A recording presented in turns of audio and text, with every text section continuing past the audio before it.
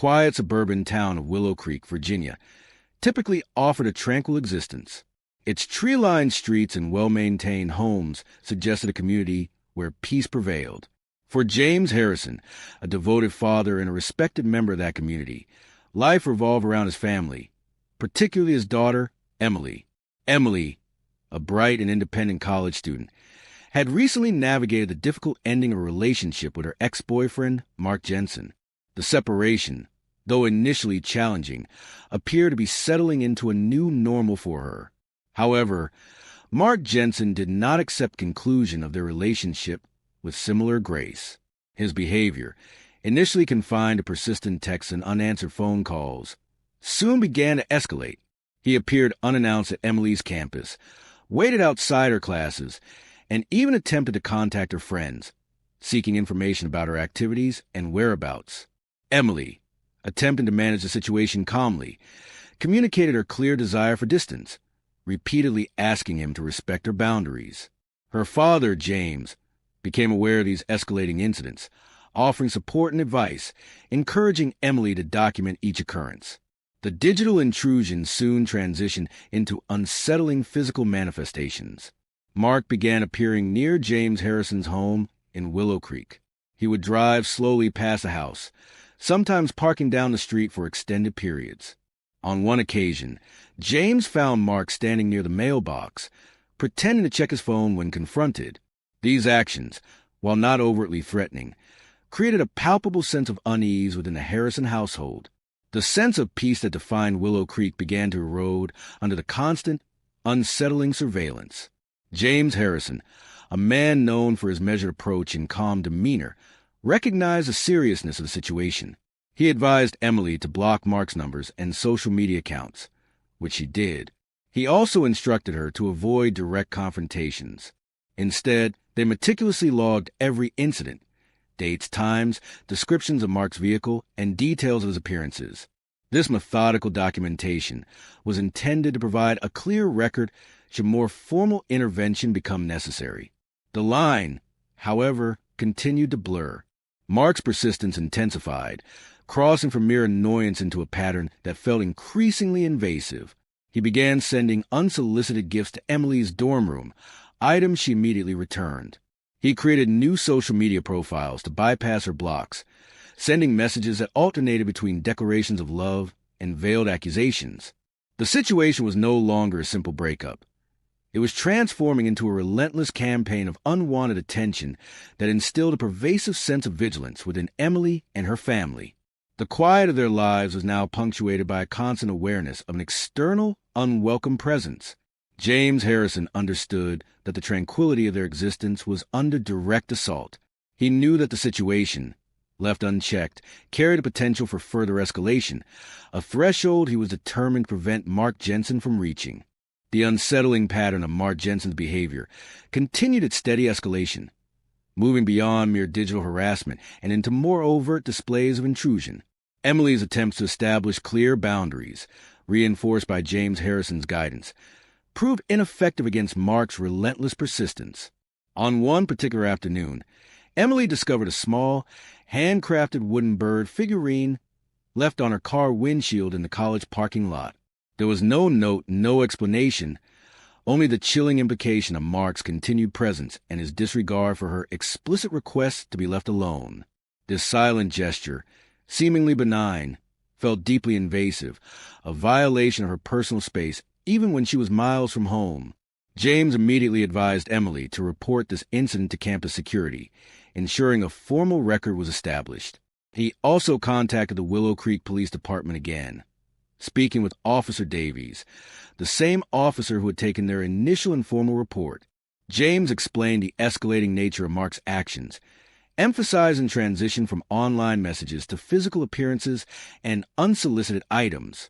Officer Davies listened attentively, acknowledging the pattern, but explaining the limitations of intervention at this stage, particularly without a direct threat of violence. Her advice was consistent. Continue documenting every event and consider a formal restraining order if the harassment continued to intensify. The legal process for obtaining a restraining order, however, required a documented history of specific escalating behaviors that met a legal threshold. James and Emily understood this, which only reinforced their commitment to meticulous record-keeping. They cataloged every text message, screenshot every new social media account Mark created to bypass Emily's blocks, and documented every instance of his physical presence near her college or their home. This process was emotionally draining for Emily, forcing her to constantly revisit the very interactions she desperately wished to escape. Mark's actions grew bolder. He began sending direct messages to Emily's college friends, attempting to turn them against her or manipulate them into revealing her location and activities. He fabricated stories about Emily, circulating false narratives designed to undermine her reputation and isolate her. This malicious spread of misinformation added another layer of distress, impacting Emily's social life and causing her to become increasingly guarded. She found herself constantly looking over her shoulder, her natural openness replaced by a pervasive sense of caution and unease. The turning point came when Mark Jensen appeared directly at James Harrison's workplace, a local architectural firm in downtown Richmond, Virginia. He did not cause a disturbance inside the office, but waited conspicuously outside during James's lunch break, attempting to intercept him. When confronted by James, Mark initially feigned surprise, claiming he was simply in the area. However, his demeanor quickly shifted to one of accusatory desperation, demanding to know Emily's current relationship status and reiterating his belief that they were meant to be. This direct confrontation, occurring in a space that was unequivocally James's professional domain, constituted a significant escalation. It was a breach of yet another boundary, demonstrating Mark's complete disregard for personal and professional limits. Upon returning home that evening, James and Emily had a serious discussion. The decision was made to officially pursue a restraining order. The meticulous records they had kept would form the foundation of their petition. James understood that this legal step might further provoke Mark, but he also recognized as a necessary measure to legally establish a barrier between Mark and Emily. The process itself involved navigating court procedures, filling out petitions, and preparing for a potential hearing, all while the persistent shadow of Mark's obsession continued to loom. The legal action provided a brief, tenuous sense of hope, but also heightened the awareness that Mark's behavior was becoming increasingly unpredictable. The initial sense of Willow Creek's tranquility had now been thoroughly shattered for the Harrison family, replaced by a constant vigilance against an individual who seemed incapable of accepting rejection. James Harrison, a man who believed in order and process, felt the limits of those systems being tested by an individual operating outside of conventional social norms. The situation demanded a resolution, and the path to achieving it was becoming increasingly fraught with uncertainty. The petition for the restraining order provided a temporary, fragile reprieve, but it did not deter Mark Jensen. If anything, the formal legal action seemed to intensify his misguided focus on Emily. He ceased direct digital communication, as mandated by the preliminary court order, but his presence became more unsettlingly physical and pervasive. He began parking his vehicle, a dark sedan, at various public vantage points near the Harrison residence in Willow Creek, often several blocks away, observing their home with a chilling consistency. James Harrison would routinely spot the car, sometimes late at night, sometimes during early morning hours, a silent, intrusive sentinel disrupting the suburban calm. Each sighting became a confirmation of Mark's escalating obsession, transforming the familiar streets of Willow Creek into a landscape of constant vigilance for the Harrison family. The legal process for securing a permanent restraining order proved to be more protracted and emotionally taxing than anticipated. It required Emily to recount in detail the full extent of Mark's harassment, from the initial digital onslaught to the recent physical appearances. She delivered her testimony with composure, presenting the meticulously documented evidence, screenshots, timelines, police report numbers, that James had insisted they compile. Mark, representing himself, presented a distorted narrative of a heartbroken ex-boyfriend simply seeking reconciliation, denying any malicious intent, and attempting to paint Emily as overly sensitive. The courtroom proceedings, though formal, were a draining ordeal, forcing Emily to confront the source of her fear in a public forum. Despite Mark's attempts to deflect, the judge granted a temporary restraining order, a legal injunction prohibiting him from contacting Emily or coming within a specified distance of her home or her college. While a victory on paper, The sense of security it offered was tenuous. Mark Jensen, undeterred by the court's ruling, found new, more insidious ways to maintain his intrusive presence. He shifted his focus from direct contact to indirect manipulation. He began contacting Emily's extended family members through various obscure social media platforms, spinning elaborate, false narratives about Emily's alleged mistreatment of him.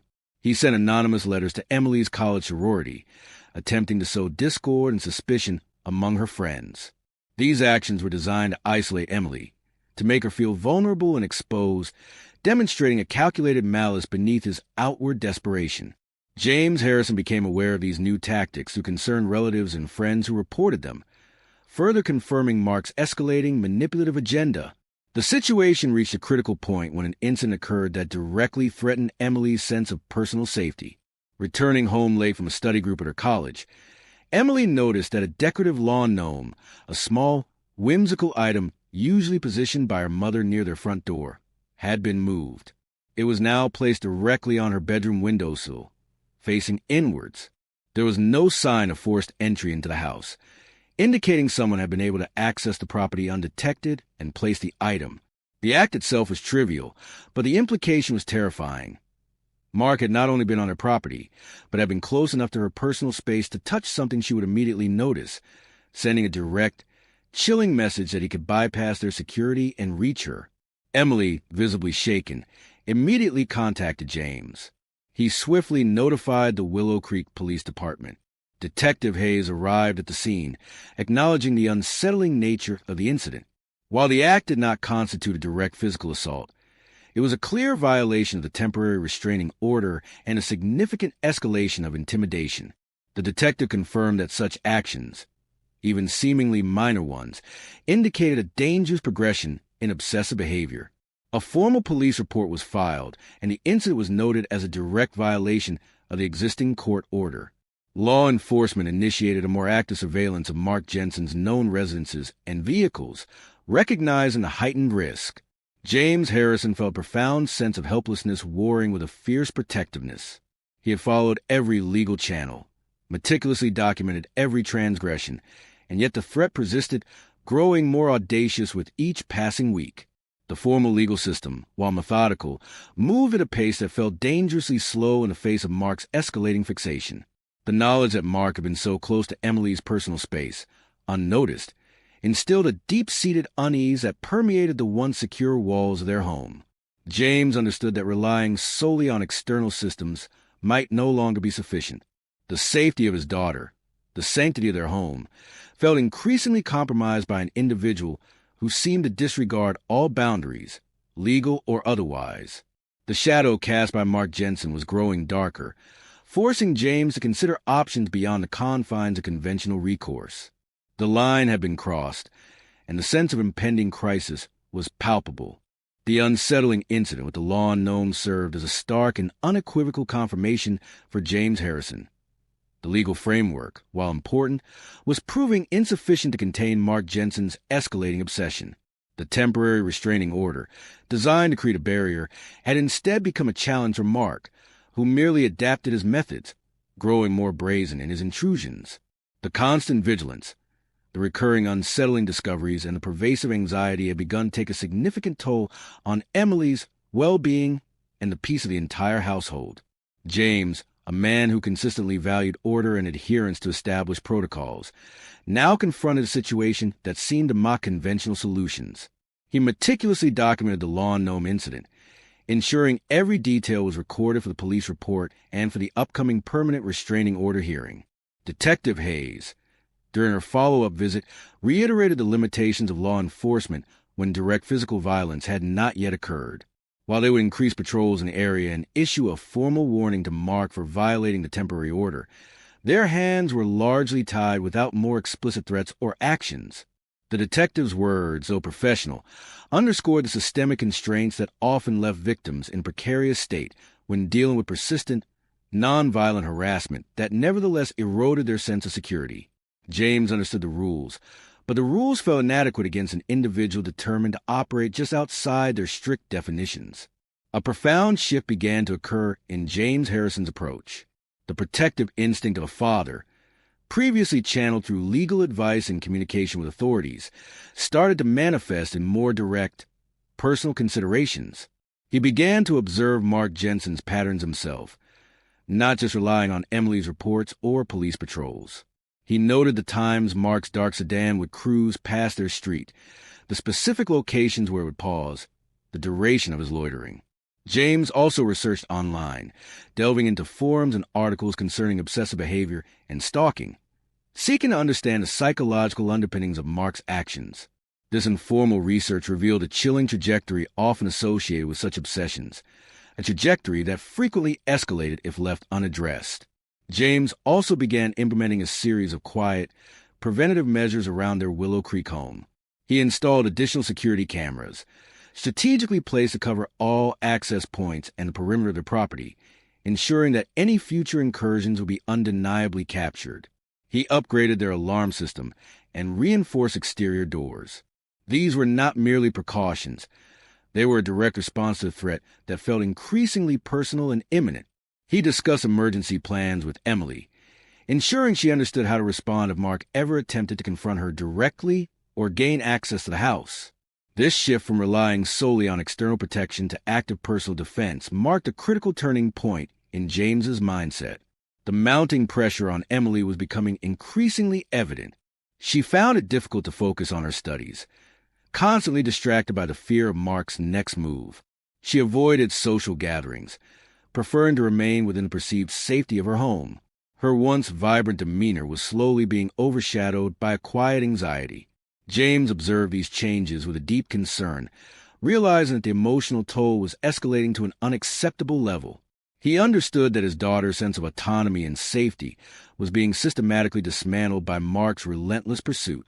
This direct impact on Emily fueled James's resolve, solidifying his conviction that more decisive intervention was required. The final, undeniable breach of the line occurred not with physical threat, but with an act of profound psychological violation. Emily discovered a package left on their front porch. It contained a single wilted rose and a small, intricately carved bird figurine, identical to the one left on her car at college weeks earlier. Attached was a printed photograph, a picture of Emily taken secretly through a window, showing her sitting at her desk, engrossed in her studies, clearly unaware of being observed. The image was grainy, indicating it was taken from a distance, perhaps from across the street. The accompanying note contained only 2 words, "Still watching." This act of profound surveillance and the chilling message it conveyed shattered any remaining illusion of safety. It revealed Mark's complete contempt for the restraining order, for Emily's privacy, and for the family's peace. It demonstrated an unnerving level of access and persistent, covert observation. The incident was immediately reported to Detective Hayes, who viewed the photograph with grave concern. This was no longer just harassment. It was a clear and direct escalation of stalking, an undeniable threat to Emily's security and well-being. A stronger legal response was now imminent. But James Harrison knew that for his daughter's sake, waiting for the slow grind of legal process felt like an unacceptable risk. The time for reactive measures was past. The situation now demanded proactive resolution, a definitive action to end the relentless pursuit and restore the sanctity of their lives. The shadow Mark Jensen cast had deepened into an undeniable threat that James realized he might ultimately have to confront on his own terms. The discovery of the secretly taken photograph, placed on their porch with its chilling 2-word message, solidified a stark truth for James Harrison. Mark Jensen had definitively crossed an inviolable line. The legal system, while engaged and methodical, was proving too slow, too constrained by its parameters, to effectively safeguard his daughter. Emily's increasing anxiety, her constant vigilance, and erosion of her sense of security were an unacceptable price. James recognized that the conventional approach had reached its limits. The time for reactive measures had passed. A decisive, proactive intervention was now paramount to permanently restore the sanctity of their lives and Emily's peace of mind. A profound internal shift occurred within James. His protective instinct, previously channeled through legal petitions and police reports, now saw a more direct yet calculated path. He understood that any action he took outside established legal channels carried inherent risks, but the alternative, Allowing Mark's relentless harassment to continue was no longer an option. James began to formulate a plan, not one born of impulse, but a meticulous design, mirroring precision he applied to his architectural work. He systematically observed Mark's routines, noting his typical driving patterns, his usual haunts, and his solitary habits. He analyzed Mark's psychological profile, discerning a blend of delusion and cowardice that, if properly leveraged, could be exploited. James's objective was clear: to create an undeniable deterrent that would compel Mark Jensen to cease his harassment permanently, without resorting to violence that would implicate himself or further endanger Emily. He leveraged his professional network, discreetly seeking advice from a former law enforcement contact about the legal nuances of deterrence and intimidation tactics within permissible boundaries.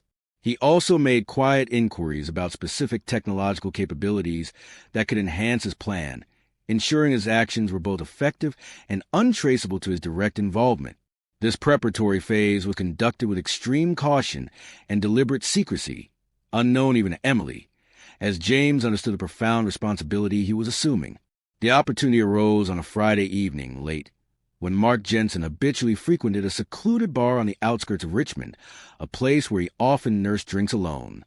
James, having confirmed Mark's presence through a distant observation, initiated his carefully orchestrated sequence of events. He approached Mark's dark sedan, parked in a dimly lit corner of the lot. Using a pre-acquired, non-identifiable device, James strategically deployed a series of targeted digital intrusions. He remotely accessed Mark's vehicle's internal systems, triggering minor, unsettling malfunctions. The car alarm would briefly blare erratically, then cease. The interior lights would flicker inexplicably. The central locking system would cycle on and off, creating a sense of electronic chaos. These brief, startling disturbances were designed to be unsettling, to suggest an unseen, pervasive presence. Simultaneously, through a secure, untraceable connection, James sent a series of encrypted messages to Mark's personal phone. These messages contained no explicit threats or personal identifiers. Instead, they comprised highly specific details only Mark would know about his recent movements, combined with chillingly accurate observations about his current whereabouts. One message simply read, "Dark sedan, license plate XYZ123, corner of Elm and Oak, 10:47 p.m. Missing hubcap, passenger front." Another followed, "Secluded bar, your usual table. Just finish your second glass." The final message was direct, yet devoid of overt malice. "This ends now. Every action, every location. We see it all. Disappear from her life. Permanently." The effect was immediate and profound. Mark Jensen, emerging from the bar moments later, was visibly unnerved by the electronic disturbances emanating from his vehicle. As he attempted to address the erratic alarm and flickering lights, his phone buzzed with the incoming messages. The precision of the details, combined with the inexplicable technological disruptions of his vehicle, clearly conveyed a message of pervasive surveillance and undeniable capability. His initial confusion rapidly morphed into a clear, palpable sense of fear. He looked around frantically, his gaze darting into shadows, searching for an unseen observer. The casual confidence he once held about his undetected movements completely evaporated. Mark Jensen did not return to the bar. He entered his vehicle with a visible haste, drove away erratically, and did not appear in Willow Creek, or anywhere near Emily or her family, ever again. The chilling surveillance, the electronic disruptions, and the precise, anonymous warnings had achieved their intended effect. James Harrison, observing from a secure, distant vantage point, noted Mark's hasty departure and recognized the success of his carefully planned intervention. He had taken justice into his own hands, not with violence, but with a calculated demonstration of superior knowledge and capability, effectively turning the tables of surveillance and intimidation. The immediate aftermath brought a profound, almost palpable, sense of relief to the Harrison household, even though Emily remained unaware of the specifics of her father's actions. The unwelcome presence that had plagued their lives for months simply vanished. The quiet calm of Willow Creek slowly began to return. Emily stopped looking over her shoulder, her anxiety gradually receding, replaced by a renewed sense of security and freedom. James had acted outside the conventional boundaries of the law, But his singular focus had been on protecting his daughter from a threat that the system had struggled to fully contain. The relentless obsession of Mark Jensen had been definitively countered, and the line, once dangerously blurred, was now firmly reestablished, securing peace for his family. The decisive intervention orchestrated by James Harrison had an immediate and profound effect. Mark Jensen vanished from Emily's life as abruptly as he had intruded upon it. Following that pivotal evening at the Richmond bar, Mark's dark sedan was no longer seen near the Harrison residence in Willow Creek. His digital presence, which had previously been relentless and adaptable, ceased entirely. The new social media profiles he had created to bypass Emily's blocks went dark, and the anonymous messages to her friends and family ceased. The chilling vigilance that had consumed James and Emily for months began to dissipate, replaced by a cautious, then growing, sense of relief. James continued his own discreet monitoring for several weeks, an ingrained habit of protection that would take time to shed. He kept a close watch on news from Mark's last known town, checked public records for any arrests or unusual activity, and periodically verified that Mark's vehicle had not reappeared in their vicinity. Each passing day without incident reinforced the effectiveness of his intervention. Mark Jensen, intimidated by the precise, unseen knowledge of his movements and the unsettling electronic disruptions, had clearly been compelled to withdraw, permanently ceasing his obsessive pursuit. The unspoken message, delivered with calculated precision, had been received and understood. For Emily, the return to normalcy was a gradual, yet profound, transformation. The constant anxiety that had overshadowed her daily life slowly receded. She no longer felt the need to scan every crowd, to constantly check her phone for new notifications from unknown numbers, or look over her shoulder as she walked across campus. Her focus returned to her studies with renewed vigor. She re-engaged with her friends, no longer burdened by the fear of Mark's manipulative attempts to isolate her.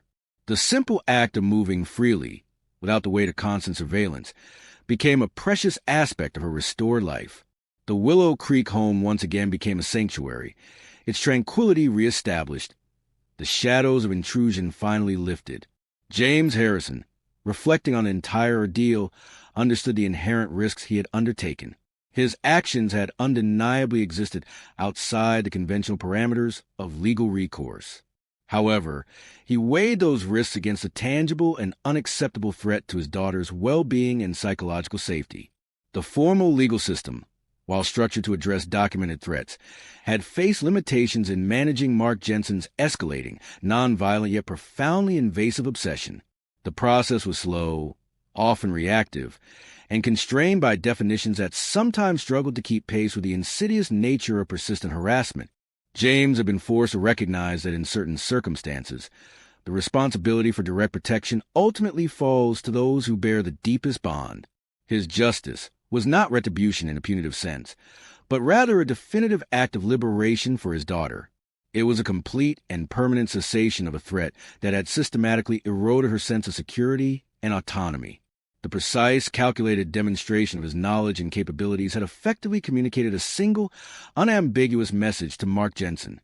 You are seen, you are known, and this will stop. This strategic application of deterrence, leveraging the very tools the surveillance Mark had attempted to use against them, proved far more effective than any legal order in compelling a total cessation of harassment. The Harrison family slowly but surely reclaimed the quiet rhythm of their lives. The incident with Mark Jensen became a somber chapter in their past, a stark reminder of the vulnerabilities that can arise even in the most peaceful of communities. However, it also served as a testament to the lengths to which a father would go to ensure the safety and peace of his child when faced with a relentless, unyielding threat. The sense of justice for James and Emily was found not in a courtroom verdict for Mark Jensen's specific harassment, but in the enduring peace that returned to their home. Mark Jensen's obsessive pursuit had crossed a fundamental line, and in response, James Harrison had taken control, ensuring that his daughter's future would unfold free from the shadow of her ex-boyfriend's pervasive and disturbing presence. The tranquility of Willow Creek, once threatened, was finally, definitively restored. Thank you for watching. Like, share, and subscribe for more.